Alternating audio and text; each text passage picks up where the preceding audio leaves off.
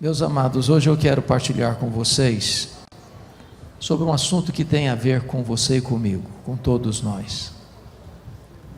Não há ninguém neste seleto auditório que não precise de tomar decisão sobre esse tema.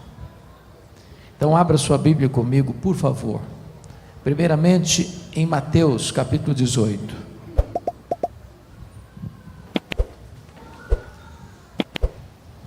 Mateus capítulo 18.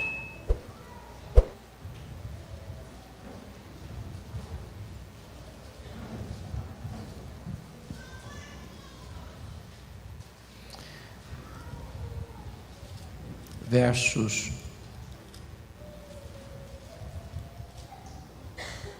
21 e 22. Então Pedro, aproximando-se, lhe perguntou: Senhor, até quantas vezes meu irmão pecará contra mim que eu lhe perdoe? Até 7 vezes? Respondeu-lhe Jesus: não te digo que até 7 vezes, mas até 70 vezes 7. Segundo texto, Lucas 17, versos 3 a 5.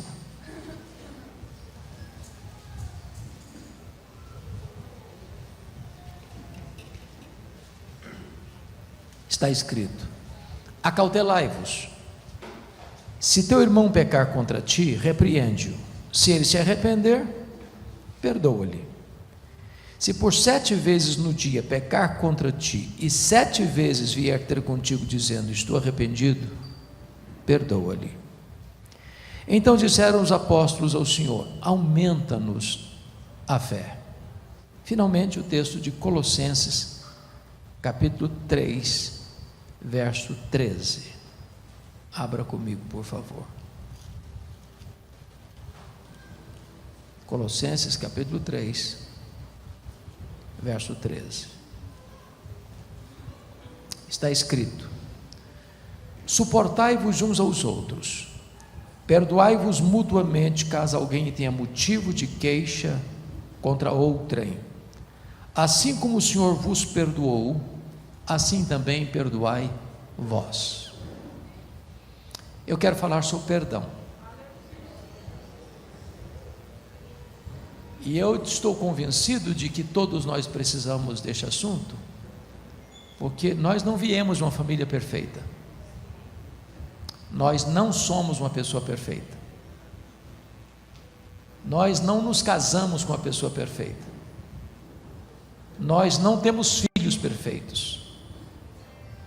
Nós não frequentamos uma igreja perfeita. Mas hoje ou mais amanhã, nós vamos ter motivo de queixas, uns contra os outros.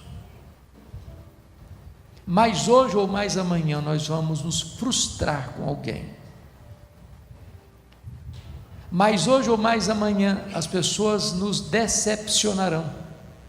E nós vamos decepcionar as pessoas. Por isso, não tem saúde emocional, não tem saúde física, não tem saúde espiritual sem o exercício do perdão. Quem não perdoa não tem paz. Eu quero então afirmar para vocês que é muito fácil, eu até admito isso, pastor Rubem, muito fácil pregar um sermão sobre perdão. Não é fácil, entretanto, perdoar alguém que nos machuca. O perdão não é natural. O perdão é uma obra da graça de Deus no nosso coração. A nossa natureza não clama por perdão, ao contrário. A nossa natureza clama por pé, mão por mão, queimadura por queimadura. A nossa natureza clama por retaliação. Porém, não há cristianismo sem perdão. Porque todos vocês que vieram aqui nesta noite, se são de fato cristãos, se já nasceram de novo, já foram regenerados, todos vocês já foram perdoados. Ninguém entra no céu sem ser perdoado, e ninguém entrará no céu sem perdoar. Então, este é um assunto que tem a ver com você e comigo. Eu quero aqui olhar esse texto na perspectiva dos 3 textos que lemos. E a primeira pergunta que eu quero fazer é esta: por que perdoar? É o texto de Colossenses 3. Por que eu preciso perdoar? E a primeira razão por que eu preciso perdoar é porque eu já fui perdoado. E se eu já fui perdoado, é porque recebi de Deus um novo coração. Portanto, eu tenho uma nova natureza, uma nova mente. Portanto, faz parte da natureza de um crente perdoar. Se você encontrar uma pessoa que diz: eu sou crente, mas eu não perdoo. Eu sou crente, mas aquele fulano passou dos limites, eu não perdoo. Jesus nos ensinou a orar assim: Pai, perdoa-nos as nossas dívidas, assim como nós perdoamos aos nossos devedores. Se eu não perdoo, eu estou clamando por juízo e não por perdão sobre a minha vida. Se você tem um novo coração, você é um crente que perdoa. Mas mais, nós precisamos perdoar porque temos motivos de queixas uns contra os outros. Quem nunca falhou? Quem nunca errou? Quem nunca proferiu uma palavra mal proferida, que acabou machucando alguém? Quem nunca aqui saiu do ponto, perdeu o equilíbrio, destemperou-se, irritou por demais, agrediu alguém com silêncio, com um semblante pesado, com palavras pesadíssimas? Quem nunca fez isso? Portanto, o fato de nós sermos crentes não nos isenta, não é desculpa, mas não nos isenta de cometermos erros.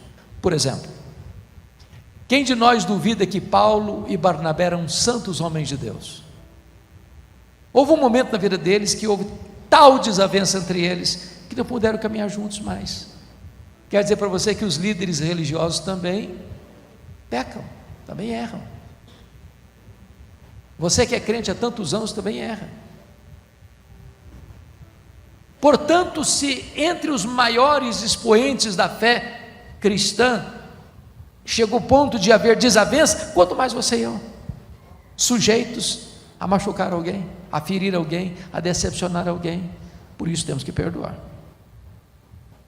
Mas você e eu precisamos perdoar em terceiro lugar, porque nós já fomos muito perdoados. Muito perdoados. E a Bíblia, quando fala do perdão de Deus por você e por mim, ela usa algumas expressões. Por exemplo, Deus desfaz os nossos pecados como a névoa.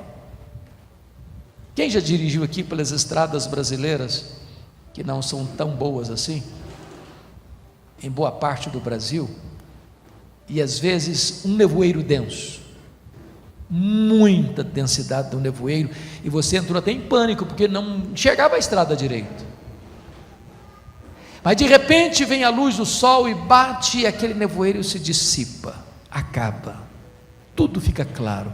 A Bíblia diz que Deus faz com os seus pecados do mesmo jeito, Ele desfaz o seu pecado. A Bíblia diz que Deus lança os seus pecados para trás das costas dele, para dizer, ficou para trás, não estou contabilizando mais. A Bíblia diz que Deus perdoa os nossos pecados e deles não mais se lembra. E aqui a ideia não é de Deus ter amnésia. Deus não tem amnésia, Deus não tem perda de memória. Ele sabe tudo, Ele conhece tudo, Ele vê tudo, Ele sonda todos. Mas a Bíblia diz que Ele não se lembra mais, no sentido de que Ele nunca mais joga no seu rosto um pecado que perdoou você. Deus nunca mais cobra de você uma dívida que já perdoou você. O perdão de Deus é completo, o perdão de Deus é cabal, o perdão de Deus é eterno. Mas a Bíblia diz ainda que Deus afasta de nós os nossos pecados, como Ele afasta o Oriente do Ocidente, como Ele afasta o Norte do Sul. Deus pega o seu pecado e coloca tão longe de você, como o leste está do oeste, como o norte está do sul. Mas a Bíblia diz mais. A Bíblia diz que Deus perdoa os seus pecados e lança-os nas profundezas do mar. Naquela época não tinha todos os elementos de sondagem das profundezas marítimas como se tem hoje. E Corrie ten Boom, que sobreviveu ao Holocausto, disse mais, que além de Deus pegar os nossos pecados e lançá-los nas profundezas do mar, coloca ali uma placa: é proibido pescar aqui. Deus não fica retornando aos pecados que eu já perdoo você. Na parábola que Jesus contou do filho pródigo, vocês se lembram que o pródigo saiu de casa, gastou perdulariamente o dinheiro da herança, viveu uma vida dissoluta, fez tudo errado, irresponsavelmente.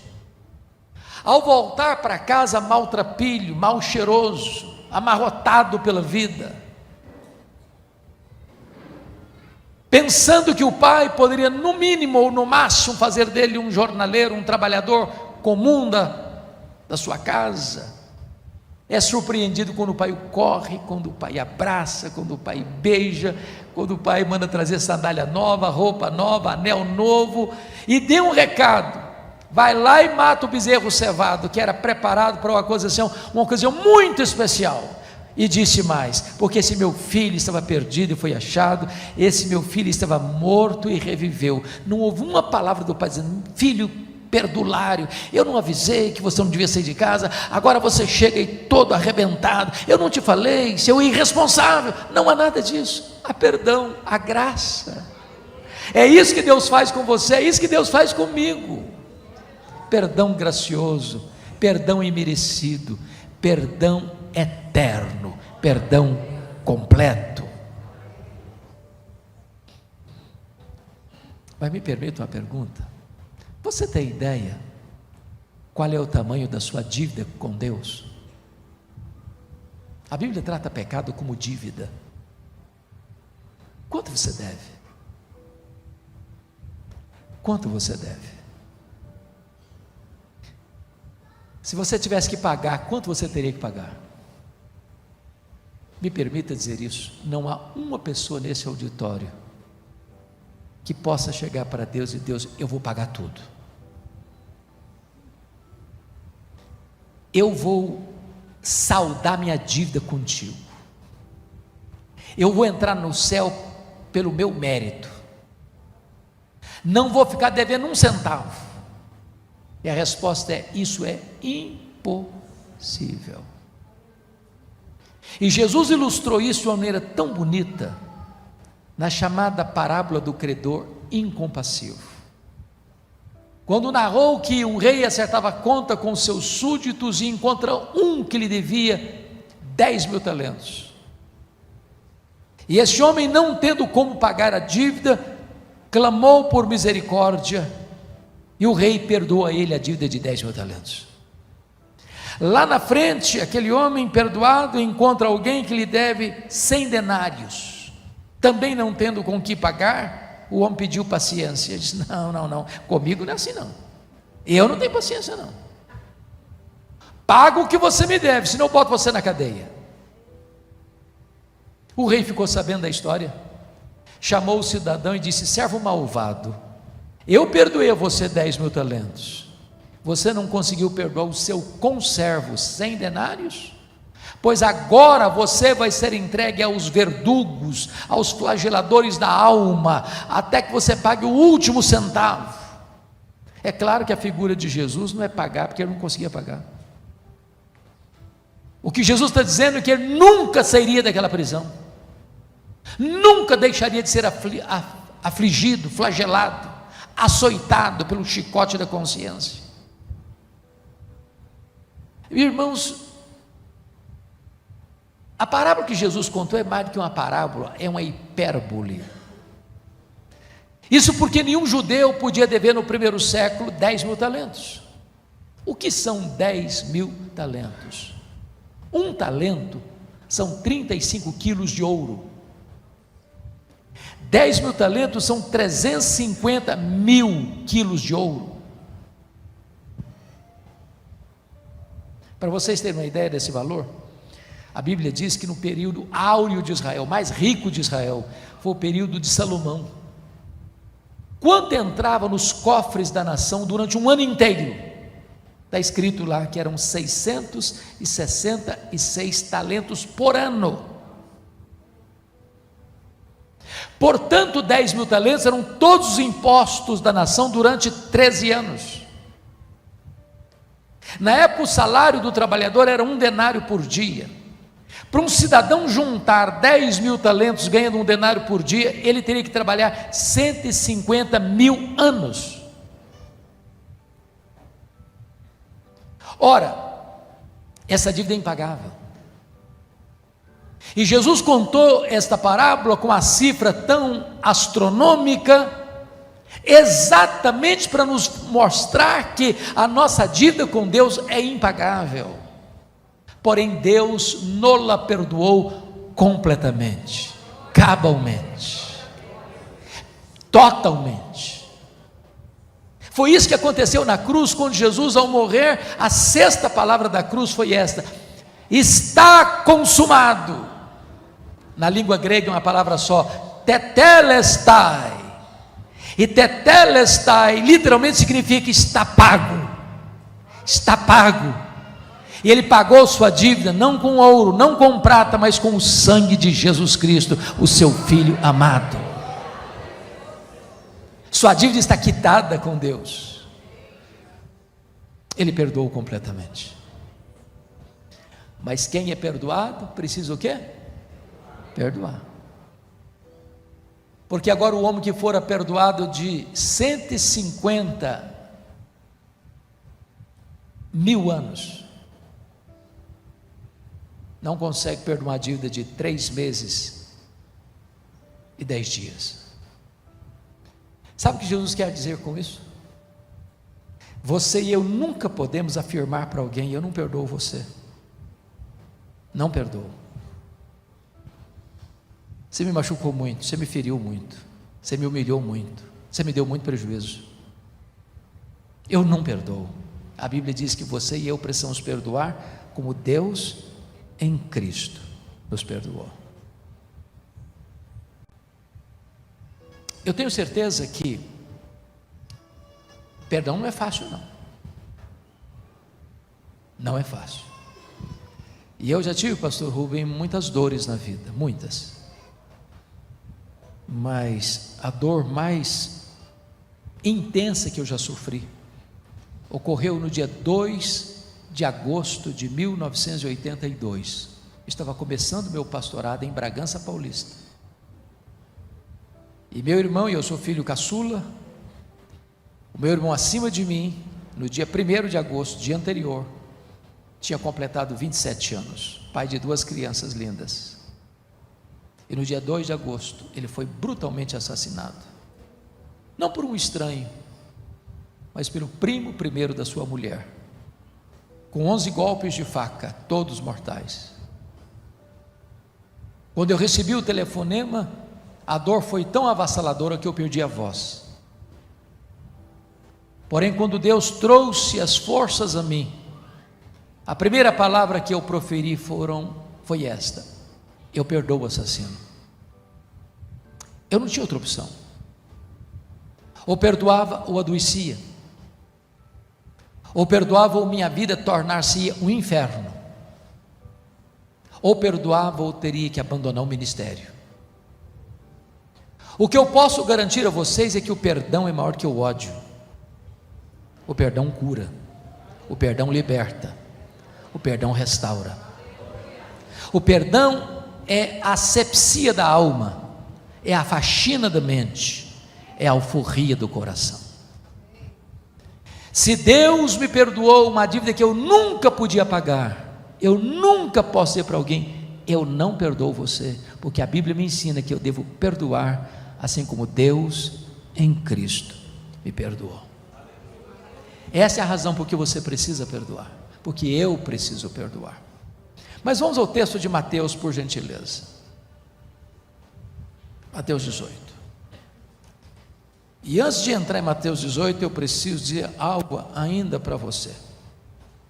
Antes de entrar em Mateus 18, 21 e 22. Você não apenas é chamado por Deus para perdoar quem machucou você, quem fez você sofrer, mas você precisa perdoar a você mesmo. Nós pastores, pastor Rubem, talvez tem mais pastores e deve ter aqui no auditório, lidamos com isso com muita frequência. Gente que está doente emocionalmente, porque um dia cometeu um erro, um deslize, um pecado moral,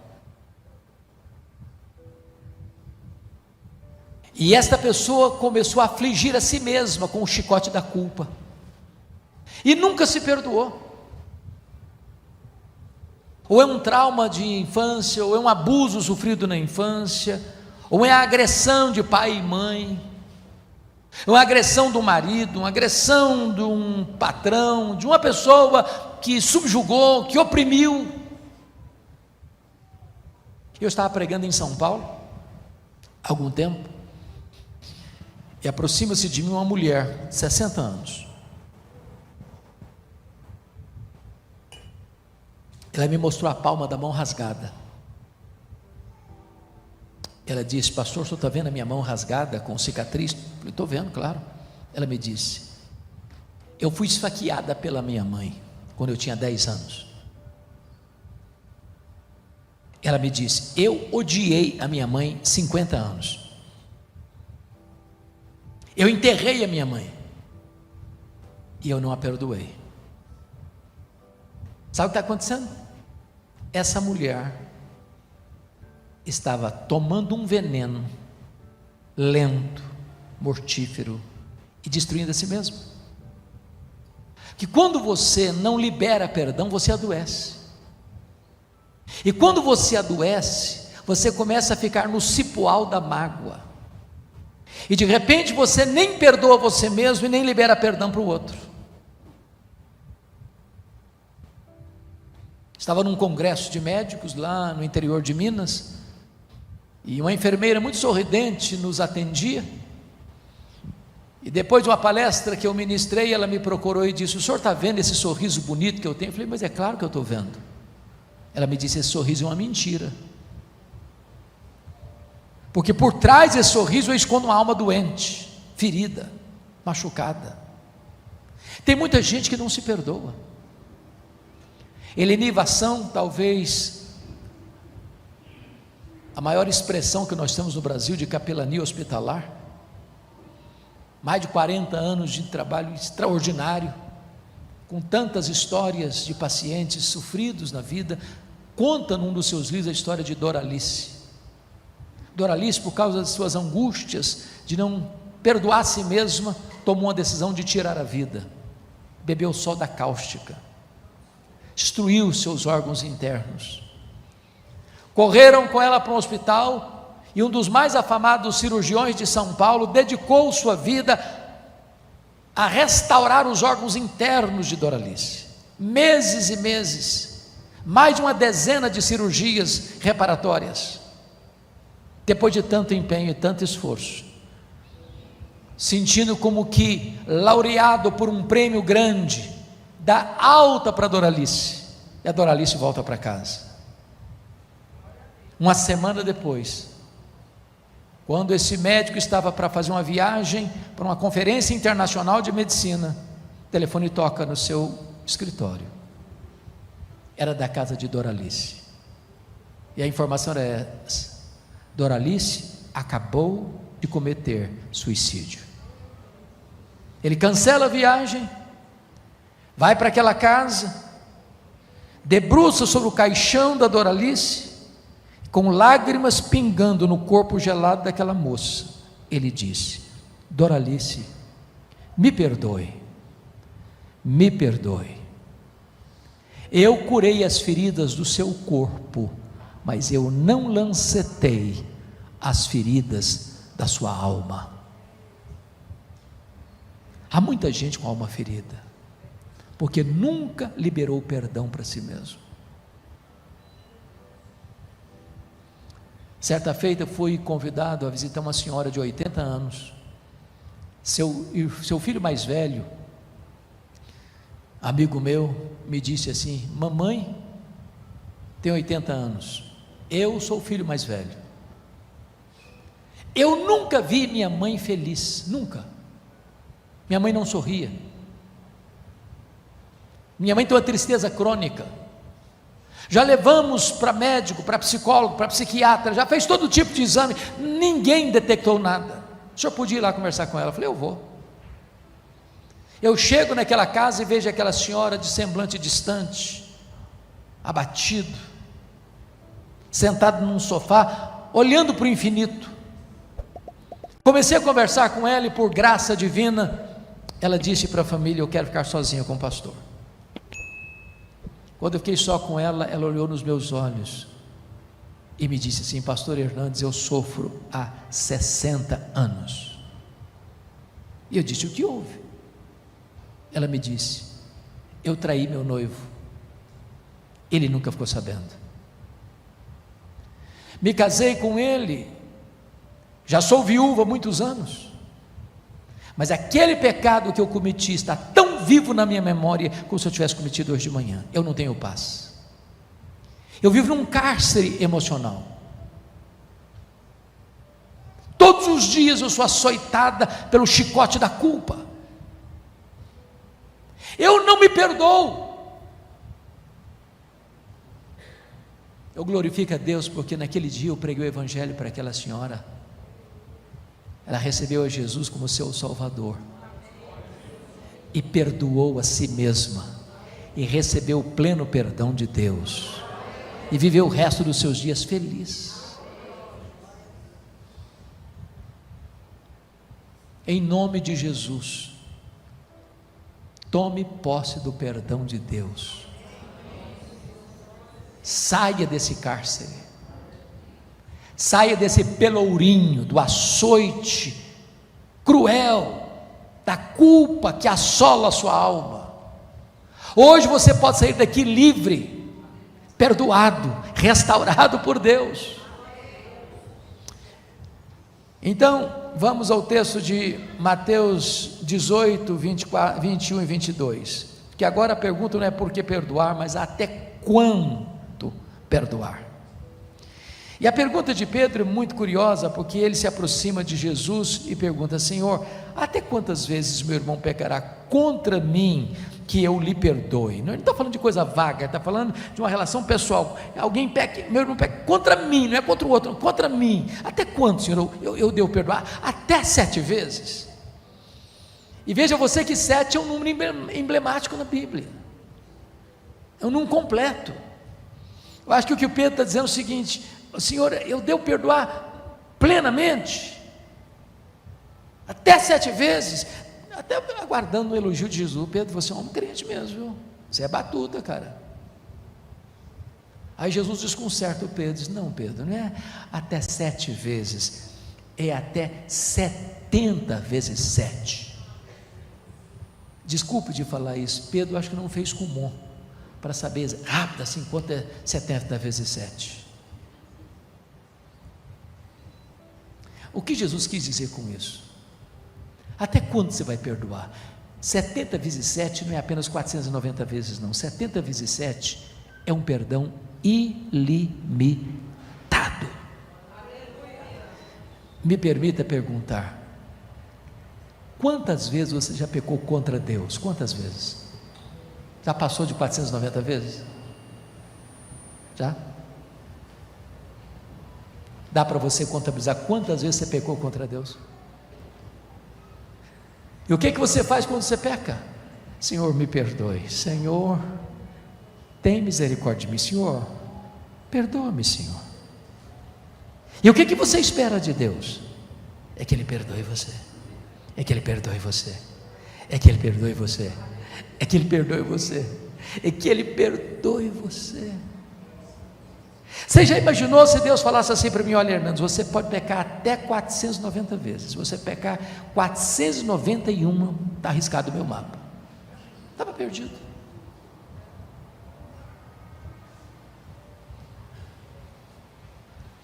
Talvez você veja aqui hoje e precisa resolver esse problema na sua vida. Talvez tem gente que você riscou da sua lista. Talvez você não tenha ódio, eu vou mandar matar o fulano. Não é isso não. Fulano morreu para mim. Eu não considero ele mais. Não está na minha lista mais. Você conhece gente, vou dar um gelo no fulano. Dá um gelo. Não falo mais com você. É indiferente. Se Deus tratasse você assim, como é que seria a sua vida? Até quantas vezes, Senhor? Até quanto eu vou perdoar? Até 7 vezes? Não, Pedro, até 70 vezes 7. Tem gente, eu perdoo, mas agora você para lá e eu para cá. Nunca mais quero me relacionar com você. E se Deus fizesse isso? E se Deus fizesse isso com você e comigo? O que seria? Quer ver uma coisa? De forma prática. Certa feita alguém chegou para Jesus e perguntou assim, pergunta de algibeira: o senhor, fala aí, é lícito ao marido repudiar sua mulher por qualquer motivo? Aí Jesus respondeu assim: não tendes lido que o Criador desde o princípio fez homem e mulher, por isso disse: deixa o homem seu pai e sua mãe, se une a sua mulher, tornando-se os dois uma só carne, e o que Deus uniu não separe o homem. Em outras palavras, vocês não conhecem a Bíblia? Vamos voltar para a Bíblia? Vamos ver o que a Bíblia diz? Aí eles tornaram a perguntar: mas então por que Moisés mandou dar carta de divórcio e repudiar? Aí Jesus respondeu assim: não, vocês não entenderam Moisés. Moisés nunca mandou divorciar. Casamento é uma instituição divina, divórcio não é uma instituição divina, é uma instituição humana. Agora, sabe por que Moisés permitiu? Não mandou, não, permitiu, porque há uma diferença entre mandar e permitir. Moisés permitiu por causa da dureza do vosso coração. E o que é dureza de coração? Incapacidade de quê? De perdoar. Sabe por que tem tantos divórcios hoje? Porque tem disposição de quê? De perdoar.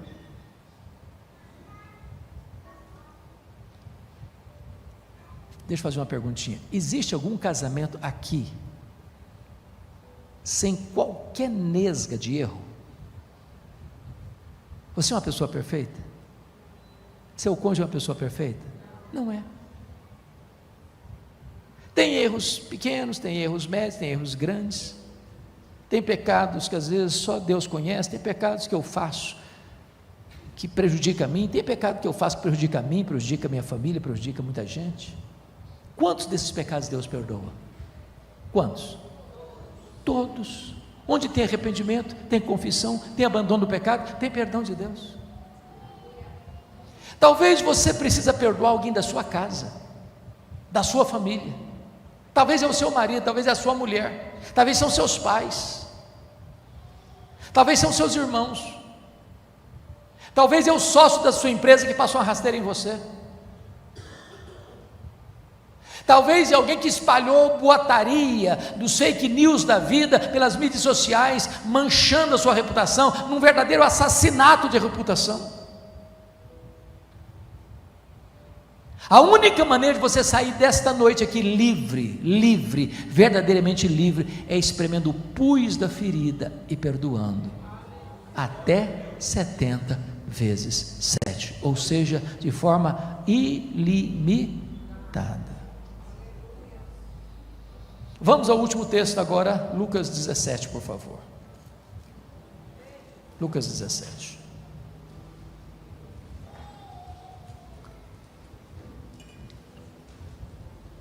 Agora a pergunta não é por que perdoar, agora a pergunta não é até quanto perdoar, agora a pergunta é como perdoar.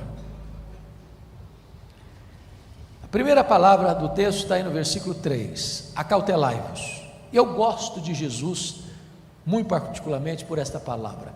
Ele está tratando de coisa sensível. Se tem relacionamento machucado e ferido, significa que o problema está o quê? Ferido, machucado. Paulo diz assim lá em Gálatas: meus irmãos, se alguém for surpreendido em alguma falta, vós que sois espirituais, corrigi-o, de que maneira? Com espírito de brandura. A palavra corrigir aí não é dar um sermão não, não é uma bronca não, a palavra corrigir aí vem de uma palavra médica, da medicina, para o ortopedista que vai lidar com alguém com um braço quebrado, é preciso ter tato, jeito, está machucado, dói. Então a primeira coisa que você tem que ter no trato da questão do perdão é cautela, acautelai-vos, para você não usar uma marreta de 5 quilos para pregar uma taxinha, para você não usar uma força desmesurada para resolver um problema pequeno, porque tem gente que na hora de resolver a questão de perdão, ele agrava mais o problema ainda. Olha, eu vou te perdoar, porque eu sou uma pessoa muito crente, muito espiritual, cheio do Espírito Santo, quase celestial, e você é um miserável pecador, então eu tomei a decisão de perdoar você. Pronto, estragou tudo. Acautelai-vos. 2 exemplos. Quando aquela mulher foi apanhada em flagrante adultério, e os seus acusadores estão dizendo: olha, a lei manda apedrejar, o senhor fala o que sobre esse assunto? E aí Jesus não respondeu nada, baixou a cabeça e começou a escrever na terra. E ele disse: mas o senhor não vai falar nada? A lei manda apedrejar, o senhor vai falar o quê? Jesus se levantou e disse: quem tiver sem pecado, atire a primeira pedra. E eles foram saindo, um por um, a partir do mais velho. E Jesus perguntou para a mulher: mulher, onde estão os teus acusadores? Eles não te condenaram? Eu também não te condeno. Vai, não peques mais. O que Jesus está te ensinando aqui? Não se esmaga a cana quebrada, não se apaga a torcida que fumega, não tripudie sobre alguém que já está machucado pela vida.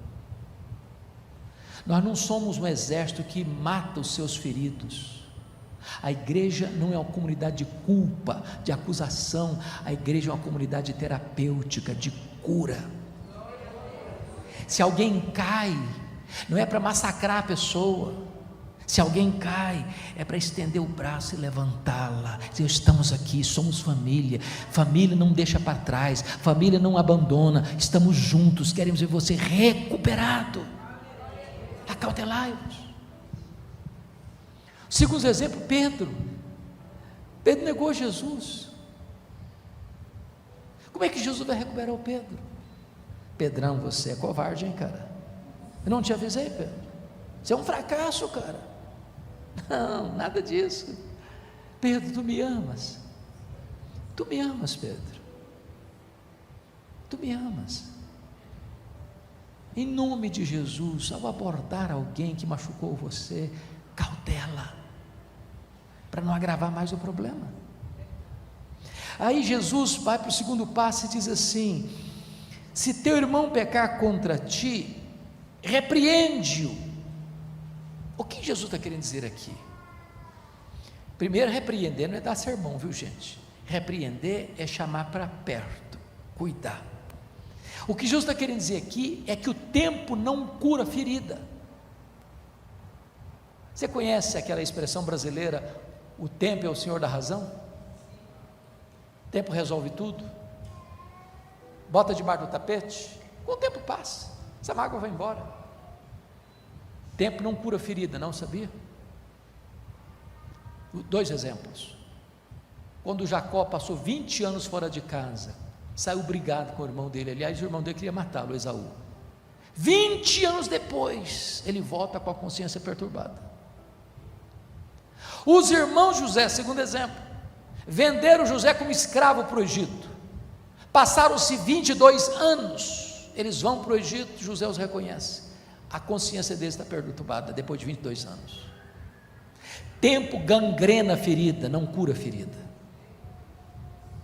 Se o teu irmão pecar contra ti, não fique em silêncio, não guarde mágoa, não beba veneno pensando que outra é quem vai morrer, não destrua você mesmo com autofagia. Se alguém pecar contra você, vai a ele, mas não vai ao próximo não espalha boato não, porque às vezes a gente faz isso, o fulano tal me machucou, o fulano tal fez mal contra mim, espalha para todo mundo que o fulano fez mal para ele, menos ir no fulano e repreendê-lo. Vai lá, confronte o assunto, trata do assunto, sem espalhar para todo mundo. Irmãos, a internet é uma bênção, eu amo as mídias sociais, eu uso as mídias sociais, mas é um desastre, porque hoje as pessoas falam mal de todo mundo, atacam todo mundo, ferem todo mundo, não tem escrúpulo nenhum em destruir a reputação de uma pessoa. Agora olha o texto, se ele se arrepender, perdoa-lhe. Então me permita dizer isso a você, o amor de Deus por você é incondicional, não há nada que você possa fazer para Deus amar você mais, não há nada que você possa fazer para Deus amar você menos. Deus ama você com amor eterno. Agora, o perdão de Deus não é incondicional, o amor é, o perdão não. A quem Deus perdoa? A quem? A quem? Se arrepende. Não há perdão para quem não se arrepende. Então Jesus está dizendo assim, se o teu irmão vier a ti arrependido, perdoa-lhe. Agora, por favor, o versículo 4 é algo que humanamente é incompreensível. Está escrito assim, se por 7 vezes no dia pecar contra ti, e 7 vezes vier ter contigo dizendo, estou arrependido, perdoa-lhe. Você e eu nunca vimos isso, eu nunca vi, alguém machucar uma pessoa, de manhãzinha falou, me perdoe, eu errei, 2 horas depois ele fere de novo, e volta, desculpa, eu errei. Aí, meio-dia, ele machuca outra vez a mesma pessoa, fala, rapaz, me desculpa, eu errei. Aí, 3 horas da tarde, ele machuca outra vez, cara, me perdoe, eu errei. 6 horas da noite, ele machuca de novo a mesma pessoa, rapaz, eu errei. 9 horas da noite, ele erra de novo. Você está dizendo, você vai falar assim, rapaz, você está de brincadeira comigo, né? Você está querendo brincar com a minha cara. Não é assim que a gente reagiria? E Jesus está usando aqui uma situação quase que impossível, para dizer o seguinte, você nunca pode negar perdão para uma pessoa que vem a você e diz, eu estou arrependido, me perdoe. 7 vezes no dia,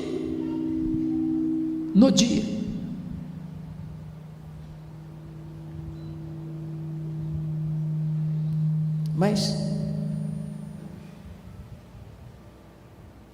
deixa eu ilustrar isso para partir para o encerramento. Acho que todos vocês já ouviram falar de Corrie ten Boom. Corrie ten Boom pertencia a uma família na Holanda, e a família dela, no período da Segunda Guerra Mundial,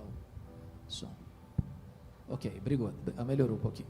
Na Segunda Guerra Mundial, a família dela foi acusada de um grave crime, porque o pai dela,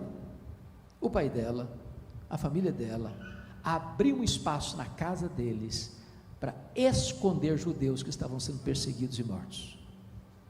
Por isso, refúgio secreto. A casa dela era um refúgio secreto. A família dela foi apanhada, jogada num campo de concentração. O pai morreu, a irmã Betsy morreu, mas ela sobreviveu. Corrie ten Boom. E ela passou a pregar mundo afora, mormente na Alemanha, contando as experiências da sobrevivência. experiências incríveis.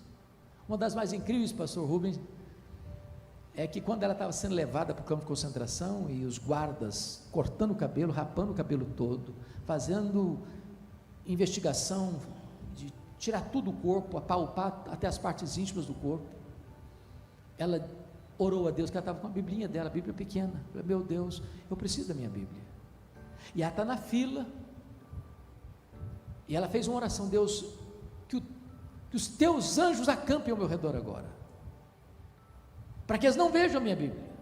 Lá pelas tantas ela pensou: mas anjos são espíritos invisíveis, Senhor, eu preciso de um anjo visível, para me proteger aqui, para eu levar minha Bíblia.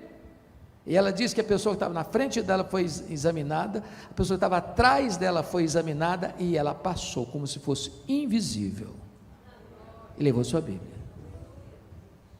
Mas ela saiu da prisão, um dia está pregando na Alemanha, e o guarda da prisão, aquele que mais fustigava, batia, cruelmente, inclusive matando a sua irmã Betsy, já tão fraquinha, está lá no auditório,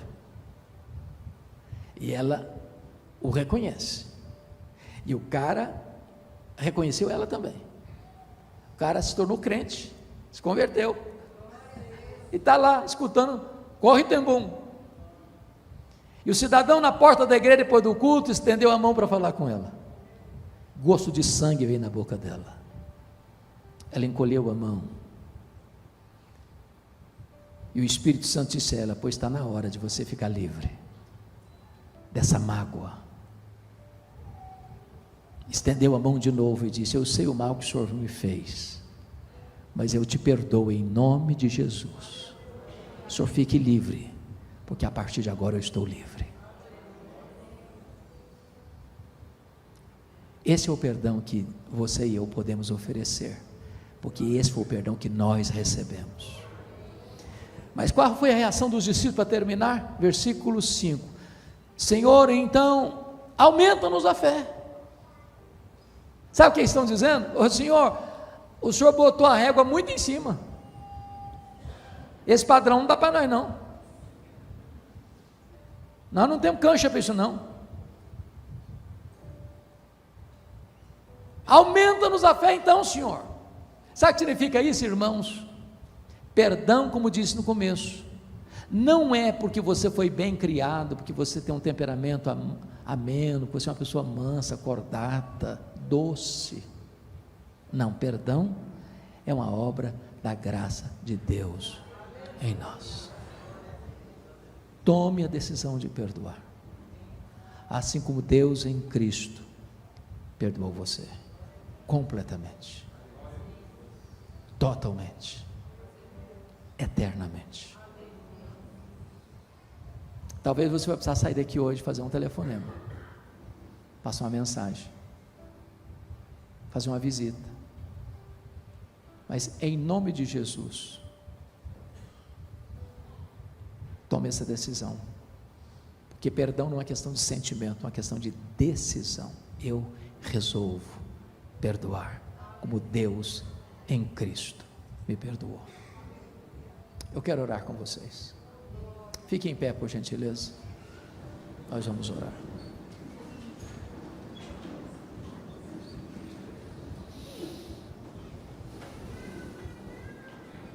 Tem algum pecador aqui hoje?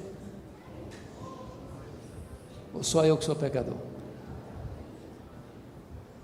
Tem alguém que já foi perdoado aqui nessa noite? Louvado seja Deus. É hora agora de você exercer perdão. Senhor, eu quero te agradecer, porque nesta noite tu reúnes aqui o teu povo, para nos instruir através da tua palavra, acerca de um assunto tão importante e necessário.